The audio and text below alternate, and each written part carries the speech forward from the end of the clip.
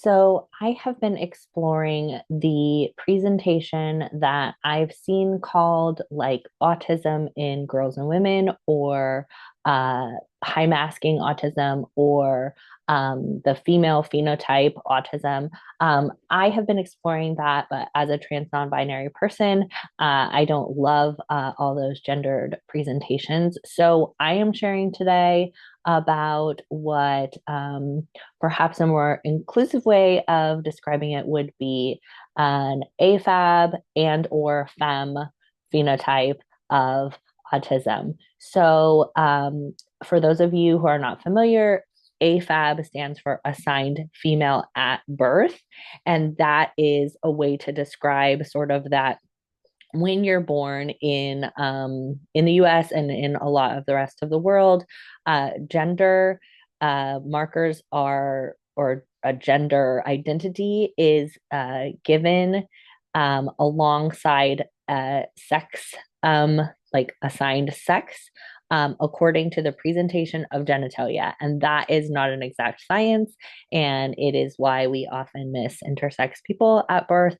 But basically, that person in the delivery room is looking at genitalia and going, okay, we're going to put them into one of these two piles, one being male, one being female, which is often not genetically accurate. Um, and certainly has very little to do with how that person is going to end up expressing or experiencing themselves in the world. But understanding sort of those two categories of assigned female at birth or assigned male at birth can be a way to talk about bodies that don't, people that don't identify as man or woman, but who have an assigned female at birth body and upbringing. So, like the way that I was socialized was as if I was a girl. And so, saying I'm AFAB or assigned female at birth will help people to understand both like a medical community. It helps my medical providers understand what kind of body parts I have. And then it can help people understand how I was culturally socialized, knowing that I was socialized as a girl. And then when I say and or femme, that is to include people who may have not been assigned female at birth, but who feel more gender diverse and were assigned male at birth. So that may be trans women, that may be non binary people who were assigned male at birth, it may be people who identify as gender non-conforming, but and were assigned male at birth.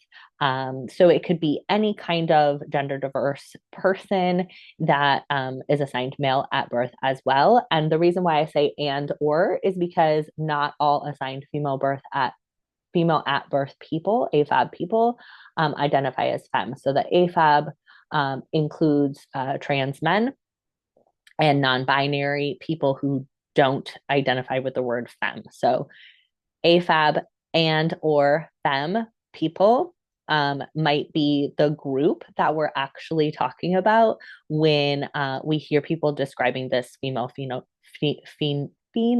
phenotype autism presentation. Now, there are also lots of people who don't love the idea of diagnosing or having a label, or who perhaps think that autism doesn't exist. And for this category of people, I would just share that understanding oneself through a label or a category is historically has been used to oppress people, but it also can sometimes be used by an individual or a group of people to validate themselves and to create a scenario in which they can receive what they need. So, as a trans non binary person, I choose that label because it gives me access to getting medical care and social experiences that I would like to. So, I live in the US, in the state of Massachusetts, and I was not able to access top surgery, for example, without claiming the identity of trans non-binary. I don't think that top surgery should only be available for people who identify as trans or non-binary, but here we are. Right. So you can use labels to get something that you want, basically. You can also use labels to validate yourself. So a lot of us, especially those of us with the characteristics that I'm going to describe in this video, have been told that we are invalid. We've been told, like, nope, you don't make sense. Nope, that's wrong. Nope, what you're feeling isn't really happening. And so, in this way, it can be extremely important in terms of having like a whole integrated self, a big S self from Carl Jung type perspective, to be able to see characteristics that have been condemned as valid, as appropriate. Appropriate is a word I don't love, but as making sense, perhaps. So when I watched this video, and I've long I was actually trained as a speech language pathologist, and I was on a like US government grant, one of the first waves of speech pathologists who were trained in supporting folks with autism and understanding autism. I've long thought, you know what, if I had been if I had been 20 years younger, I very likely would have received an autism diagnosis. And so I've held that with me all these years, and specifically watching this video that I'm going to put in the description by Dr. Kim Sage, um, I was like, okay, yep, this is absolutely lines up so well that whether or not someone wants to give me a diagnosis of autism, I really would like to validate, or am choosing to validate myself around these characteristics, because it helps me to integrate those parts of myself that I had previously shamed or blamed or tried to hide, worked so hard to explain or understand or have compassion for or love, because I was told by so many authorities that these things were really bad about me. And this really helped me to be like, okay, I just am a part of a group of brains that does this thing. And I don't have to feel wrong or bad or ashamed of that. So the validation is really healing in terms of like a no bad parts, like Dick Schwartz internal family system type of perspective, Carl Jungian, like integration of the whole self, accepting of the shadows. It's also really helpful because now I can learn about strategies that people with this presentation use to make the navigating of this world easier. So validation, accessing of treatments, accommodations, modifications, supports is more easy when I understand what I'm working with. And then third, it can give people access when they are able to get an actual diagnosis to different services, disability services, uh, social networks, things of that nature. So it can be useful for a variety of reasons. And my understanding is that you don't need a formal diagnosis. If you identify with these characteristics, you can go ahead and understand yourself through that lens and reach out for supports and resources and change your life to change the way that you live your life to make it more comfortable for you to move through the world. And if you want to get a diagnosis, that's also awesome. Both are make a lot of sense to me. And my goal in sharing this is that one, I just want to sort of share it through my personal experience, because sometimes when we hear the layout of like medical information or more like logistical information, it can be hard to relate to. So I'm going to go through each of the points that Dr. Kim makes, and I'm going to share how that shows up in my life to make it a little bit more like real life feeling. And so I just want to share it for anyone who could benefit from that. But also, I have an interest in this because I work with primarily people who have had some type of sensitivity, and there's a lot of overlap between like highly sensitive people and people with autism. It's like very, very close, if not some people say the same thing.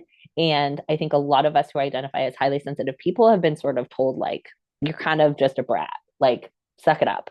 And understanding it through more of a like brain presentation in terms of brain and nervous system presentation with something like autism, it can again validate and help people to accept what they're experiencing as valid and then be willing to offer it the support that's available and learn from each other through connecting in community around these labels. So, anyways, all of that to say, Dr. Sage in this video that I put in the description has gone through 12 characteristics, and they really blew me away. They just described me to a absolute T. I feel like she just looked at my life and wrote these. But I want to share them with you.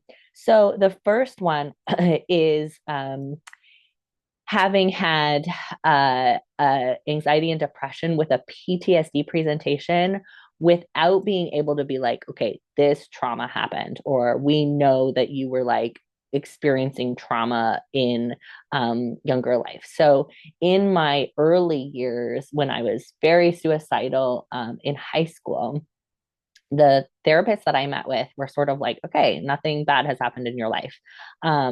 I came from a pretty like wealthy family. Parents were married. There wasn't any that I could explain overt abuse. I had, I was smart. I did well in school. I was like good looking according to society's standards around that. I had, I could do musical theater and basketball and whatever. And yet I was falling apart. Like I was an absolute wreck, totally having a nervous breakdown all of the time and very anorexic and very highly sensitive, just stressed out by everything my whole childhood. And eventually, and this is something that she didn't put in her list, but I would put in the list is like has some sort of like uh, not quite what is expected relationship with sexuality and gender. She kind of touched us on this. Um, but when that queerness really revved up, that was when I was like, okay, I'm calling it. I can't take it. And I attempted suicide. And at that point, I received a bipolar and borderline personality disorder diagnosis. And so her first thing is that, like, people who have received a diagnosis of a personality disorder or have this like anxious, depressed presentation that's like PTSD without big T trauma,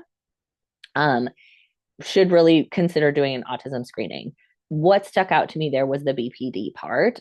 Those of us who, if you have been diagnosed borderline, like you get it. It is such a intense diagnosis to receive because basically the psychological and psychiatric sorry, I thought I was going to sneeze community really demonizes people with BPD. Like it is like, yeah, you're a fucked up person. I mean, this is what I received, so I'm not saying it to you.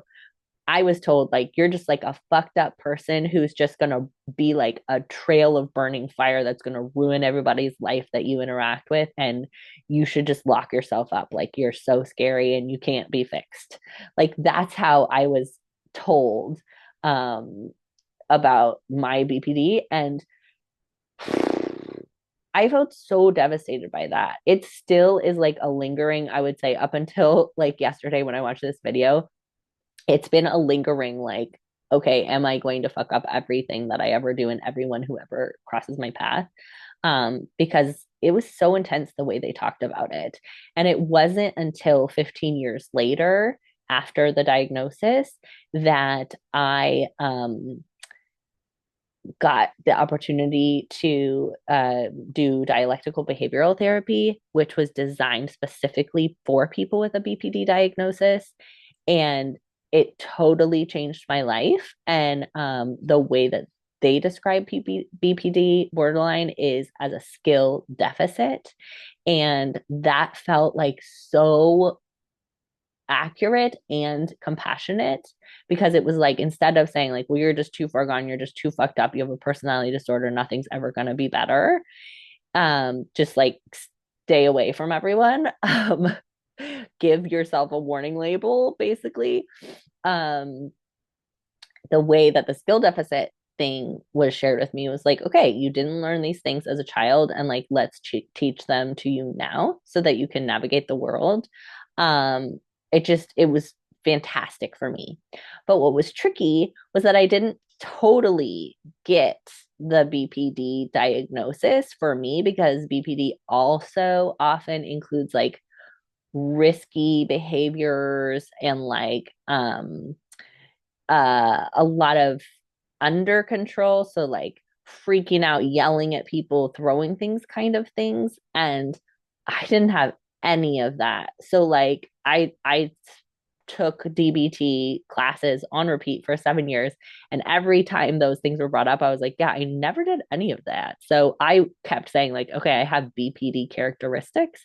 But like I couldn't qualify for a BPD diagnosis in my later adulthood when I went back for a psychiatric evaluation. And so I was always like, where did they come up with that? And like, I think now that I hear Dr. Kim's explanation, it's like, okay, they were looking at these characteristics and they were trying to put me in a category, and they didn't have one because I didn't look like the autism that was researched on like rich white assigned male at birth people. And so they were like, yeah, not even considering autism. Um, but if we look at it through this phenotype, the AFAB and or femme people, like I definitely fit the characteristics, and much better than borderline. Um, so I think I got a little lost in my train of thought there. But anyways, the idea is that she says, if you are considering if someone's considering a borderline diagnosis for you, like ask for an autism screening as well, because it is possible that autism diagnosis fits you more accurately than a borderline diagnosis. And I personally am not a fan of the borderline diagnosis. Like, I think anybody who's being diagnosed borderline is likely more accurately supported by a complex PTSD or autism diagnosis. But interestingly, borderline is like almost always diagnosed in assigned female birth people. So there's that. Um, okay, and DBT was created by someone, Marsha Linehan, who had the BPD diagnosis herself. So I think that's why DBT is so effective. And I highly recommend DBT for anyone who's interested. Really, just I use it every day, and it really makes my life so much better. Okay, so let's look at the next one. All right. So the first one, yeah. So like the other thing she mentioned about the like, if you have like this borderline or PTSD presentation without a big T trauma, it also could be because people with autism experience little T traumas as big T traumas because of the whole like hypervigilance and not being able to make sense of what's going on. So that could be why you have this presentation in the absence of big T traumas that you can name. Okay, so let's look at number 2, high sensitivity and dysregulation. Okay, so heightened sensitivity to like I was saying before, highly sensitive people, very hard to calm down, like very dysregulated very easily, right? So I was like, anything could happen and I could start crying as a child. Anything could go wrong. I could just think somebody was looking at me sideways and I was like ready to be punished by death, right? Just extreme sensitivity to the what other people are giving to me, but also extreme sensitivity and like justice oriented to the world around me in terms of like people being unfairly treated or like people who had less than me. I was like so motivated to change the world, heal the world, super activist heart from like itty bitty little. Like it was described that like we were driving once and I saw somebody walking without an umbrella and I like begged and begged and begged my mom until she gave in to pull over so I could give them my umbrella. Things like that where I just was like always finding the person that I, perceived as needing help. I understand now that there was like a lot of white saviorism embedded in there, given my upbringing, but there was this like heightened sensitivity to the experience of others and like extreme empathy. And she does say that like in this phenotype, there can be low empathy or like really high empathy, and I was the one who had the really high empathy. Like I could not handle it if someone else was getting in trouble in the classroom when I was growing up. Like if someone else was getting in trouble, I felt like I was getting in trouble. It's that like I have no skin between me and other people. I just experience the feelings of everyone else, and I am like so wanting, I couldn't in high school I stopped watching the news because I would like sob and feel tortured and could not move on with my day because somebody in another country was hungry or experiencing war. So that high sensitivity is number two. Number three, super sensory issues. So difficulty with bright lights, loud sounds, strong taste, funky textures, clothing. I remember so vividly the little, how there's a little seam on the toe part of your sock.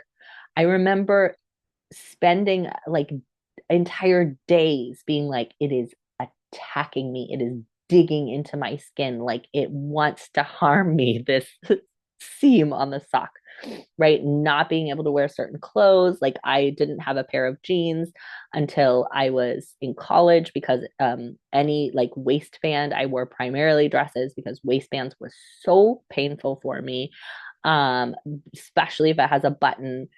Um, Without that give, just like really hard time with bright lights, really hard time with noisy environments. I remember going to restaurants and like laying in my parents' lap or laying under the table to try to escape it all. Really had a hard time eating, was just nauseous always. Now the other thing that I have is brain injuries when I was itty bitty. So there's a lot of like overlap there, but I think that the brain injuries didn't help, but I think this was already there. I they described me as a baby as sleeping all of the time. So to me, that we're gonna touch on this later, but that was the like I cannot take all this sensory input. Um, and let's see. Okay, the other thing that I think is really interesting about the sensory issues is that it brings up the like uh sen- sensual, sexual aspect. So a lot of people like there's a lot of comorbidity between queer people and neurodiverse people. And there's a lot of comorbidity between people with disabilities and people who are queer. Some of that has to do with just being like, okay, I don't fit culture anyways, so I'm going to go ahead and be more authentic. Like there's a little bit like more courage, because you've already not fit. But I think some of this could have to do with just the like not seeing things in the same way or like needing things to be like make more sense literally. And so in the sensory aspect, she talks about being a little bit more averse to physical touch in terms of like physical intimacy, which I definitely experienced, like kissing, hugging, like sex, any of those kind of things can be a little bit more like, no, thank you. For people with a lot of sensory issues. And that one I super relate to. And I was actually like really condemned by, culture in that sense and by individual people. I think part of it early on was that I was just like not vibing with the cishet like way of doing things, and I was in a really Christian environment, so I was only allowed to interact in that way, like romantic way, with people who are assigned male at birth. And there was a lot of like pushiness around, like I remember at school dances, boys wanting to dance with me in like a more sexual way, and I would be like, get away from me. I actually like ran away from the dance floor several times and then was mocked um for that. And even there was like a big public thing about how one of my dates for one of the high school dances left me at the dance. And I like had to call my parents and get a ride because he decided to leave me because I wasn't like giving him what he wanted physically. There were people who tried to kiss me over the years, and I was like, ah, get away. And even in my marriage, I had a hard time with physical intimacy. And it was like I considered myself like a bad partner because of that. And I was told by both a midwife and a psychologist that I was being a bad partner to not fulfill my like commitment sexually in a marriage, which is to me very fucked up. But I felt a lot of shame about that. And I like tried to force myself to do things, which resulted in me feeling like I was being violated, right? Because I was like trying to force myself to be physically intimate in ways that didn't feel right to me. And understanding it through this lens of having sensory issues around that is very comforting for me. Um, okay, social challenges. This one I really appreciated. So it's like socially motivated, but has a hard time maintaining friendships. So people who are like have friends or who have friend circles where they're sort of like a little bit on the outside, but they're a little bit in. This one resonated so much because I've always been like people experience me as extroverted. Like I like people, I talk to people, I can figure out how to make my face look, which I have some trauma around that because I had a professor in speech pathology when I was getting my master's in speech pathology who was like, your face looks angry, as my like resting face when I was concentrating and trying to do the like therapy things that I was being taught, which were very prescribed and like hard for me to wrap my brain around. My face apparently looked angry to her when I was just like resting. I wasn't like bubbly and smiley all the time. So now, if you watch my videos, like I do a lot of like smiling and like big facial expressions and big tone changes because they videoed me and like broke it apart and like criticized me for that. And so I like figured out how to do that now to try to like make other people not criticize me basically. um but I can't, I'm motivated to make friends, I like people, I will talk to people, but she describes it as like you have like a slew of broken relationships. And I actually used to have a book where I wrote down like every friendship that fell apart or like person who decided that I was not good for them anymore, because it was such a strong pattern in my life. And like middle and high school, I had this core group of friends who were like actually the popular girls. Um, but I would hang out with them at school and I was like technically in their group, but I wasn't close with any of them and they wouldn't invite me to do things outside of school. So it was this like very specifically, I was like in, but like on the periphery. And it always confused me because I was like, well, I don't even know what's happening. I don't know how to make it work. Um, yeah, I feel like the hallmark of all of this is like you just feel confused with the world and you're trying, but you can't figure it out. Okay, number 5, stimming. So the most people understand stimming to be like repetitive movements, like more like a tick or like a fidget habit, which it can be.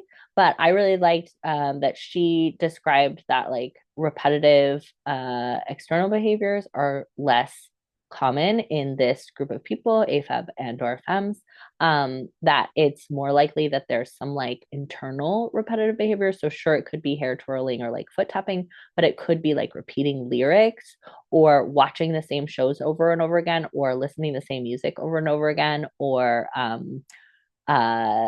like eating the same food, which relates to the sensory stuff. Also, like listening to the same or like having the same lyric in your head, all these kind of things. So for me, this is like 2000% true. I only listen to Christmas music pretty much. That's been since I was a little child. I don't know why, but that was my like one of my special interests as a child was Christmas. And I would listen to it all year round. I still do. There is one CD and one song that I listen to on repeat. It's in my car, and it is the Amy Grant Christmas CD, and it is track number 12, and it's an instrumental song, and that is pretty much the only music I listen to ever. I have that song on repeat and I listen to that song. And that has been the case since I don't know when I first like when did the Amy Grant Christmas CD come out? We could look it up. I must have been very little. Christmas CD. Let's see. Yeah, it was the uh Amy Grant Christmas album. Can we find a year? Home for Christmas. No, Amy Grant Christmas. I wish I could find the year. It had to have been I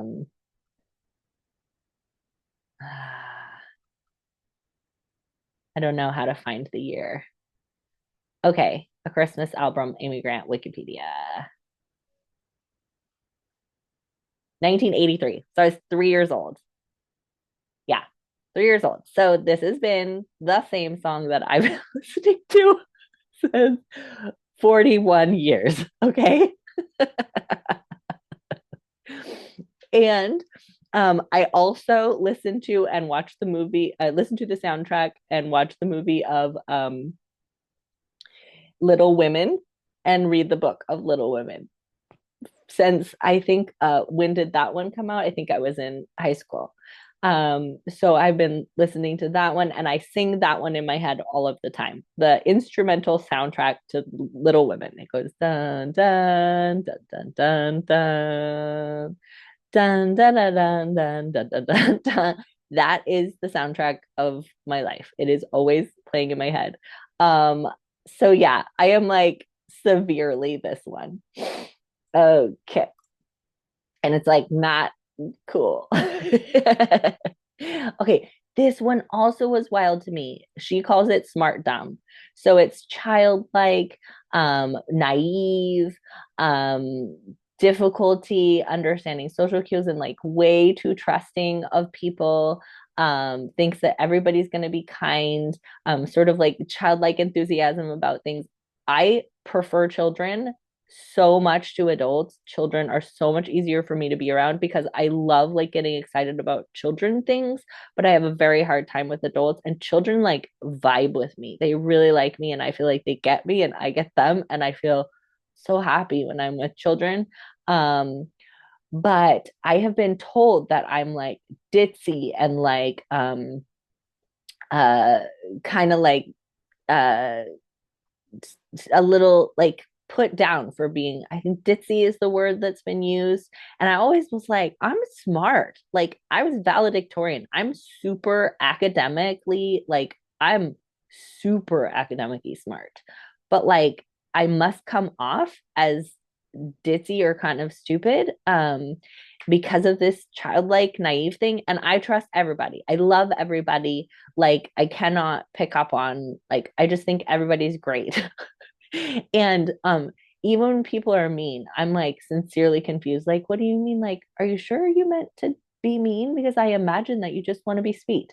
Like, it's very, very hard for me to understand. And I'm sort of like, it's like shocked by people being anything but super kind and trusting, trustworthy.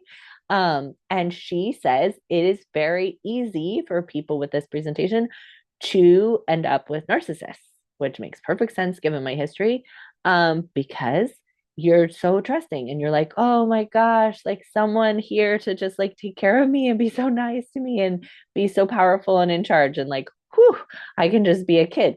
So that one's wild to me and very, very, very much I have been told through my life that people have described me as like valley girl or like overly enthusiastic, like why am I so happy about like I don't know a Christmas tree or like I for a period of time I had a Christmas tree up year round because I love Christmas. Like I really think it's great. And I love kid movies. Like one of my favorite movies is Moana too. Yeah, I'm just very childlike. So there you go. Okay, the next one also was like a right now huge, made me feel better. So this one's called bed rotting, and it's like you need to shut down like more than the average bear. I have felt guilty about this for my whole life. I've always just been like, I'm just an introvert. But like literally, once the sun goes down, I need to be under a blanket in the dark. Like I can have a small reading light or I can have a TV on, but I can't have any other lights on. Like I can't be interacting with other people. Literally, as soon as the sun goes down.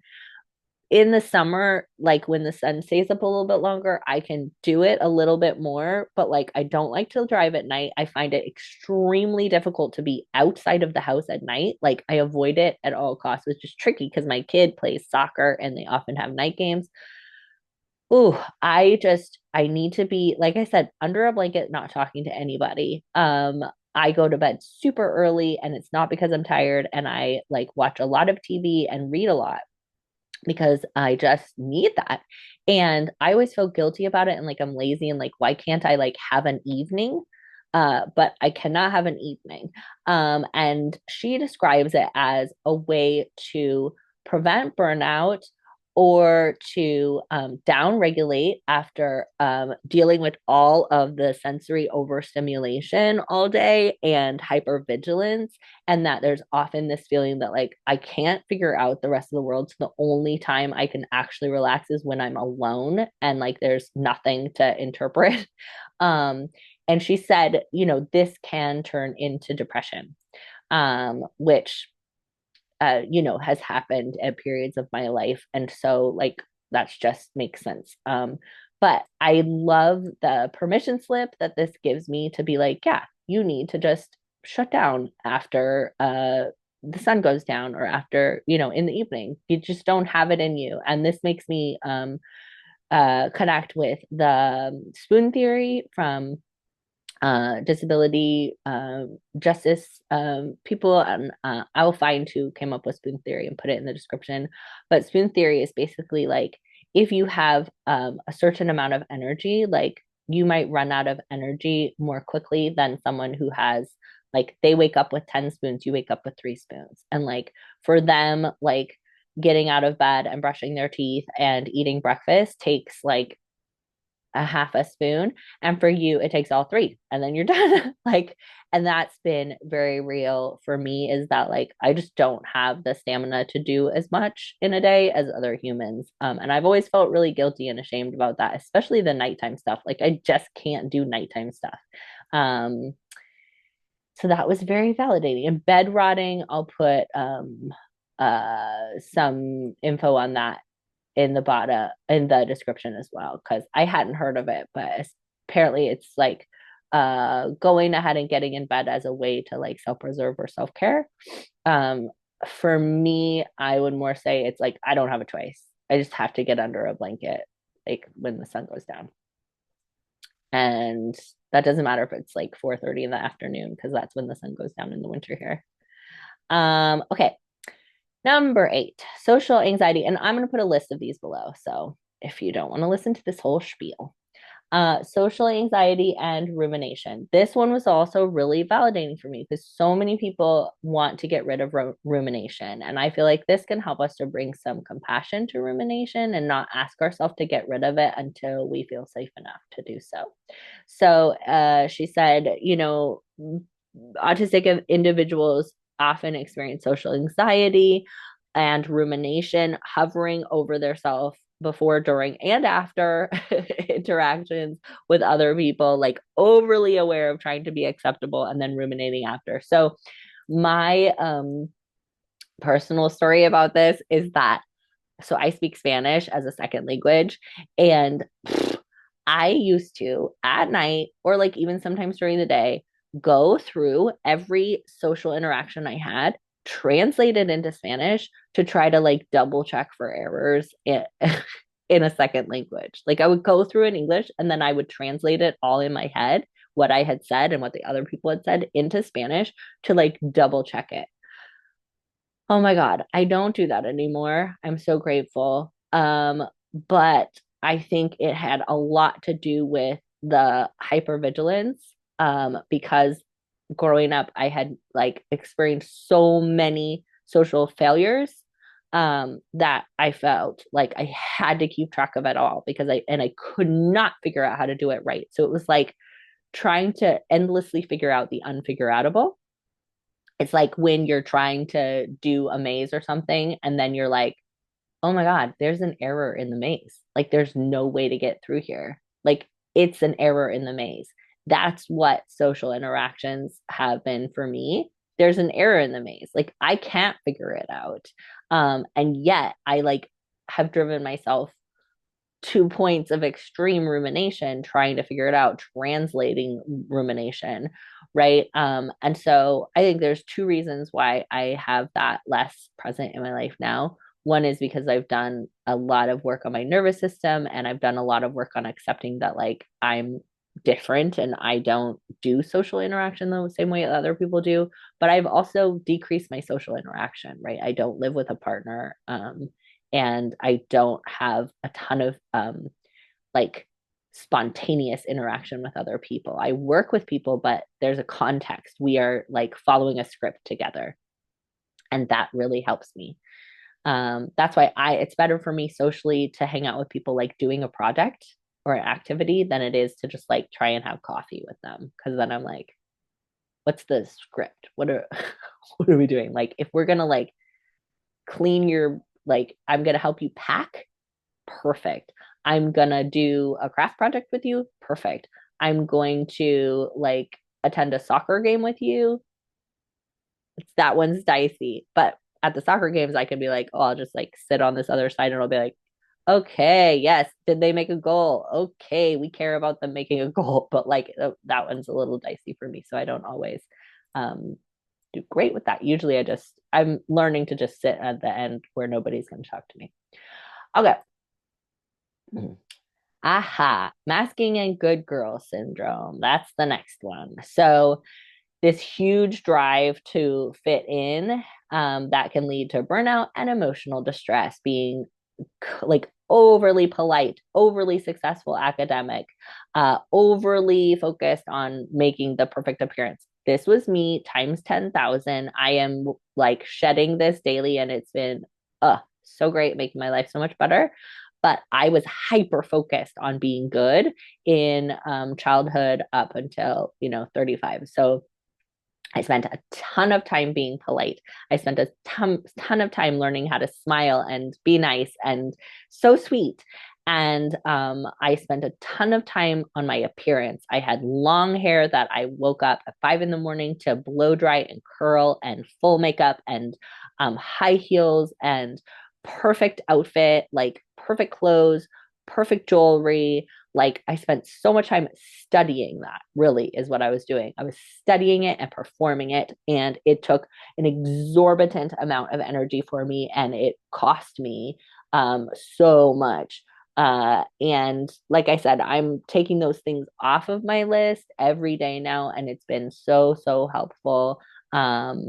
I don't require much of myself physical appearance wise anymore. I always wear a hat because it's more comfortable for me. I keep my hair short because it's more comfortable for me.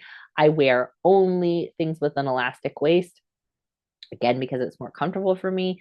Um, yeah, I don't remove hair because that was really uncomfortable for me, although I have started having some more facial hair because of my hormone replacement therapy, so that's been tricky, and I've been figuring out how to navigate that. But that good girl thing was like massive for me.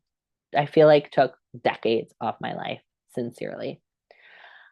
Rigidity, that was a word that was used to describe me a ton. That was one of the biggest things they kept pointing out to me to validate the borderline diagnosis, actually, that I was so black and white, that I was so rigid. I am incapable of understanding sarcasm, jokes.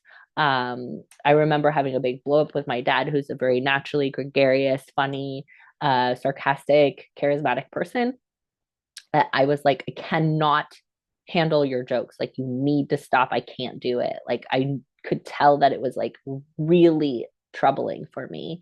And it was like a conflict within our relationship. He is a hoot, and I really limited him, which I feel kind of sad about now. I wish we had just sort of understood differently. But like, he was dancing at a wedding once, and I just thought I was going to actually die because I was so horrified at how uh, like free he was being. So yeah, I could not with the this everything was so literal for me, and I took things so seriously, and it was so extreme, like I am going to be killed if I ever do anything wrong. And that rigidity was just so intense. Timelines, like, I remember one Christmas Eve, I stayed up like alphabetizing my books in my room because I needed them to be perfect. There was so much emphasis. I think that a lot of my perfectionism is actually just autism rigidity. I needed everything to happen in a certain order. Like, if I read a magazine, I had to read each page of it in order. I couldn't just flip part of it open. Like, I had to read the entire table of contents. I had a lot of rules.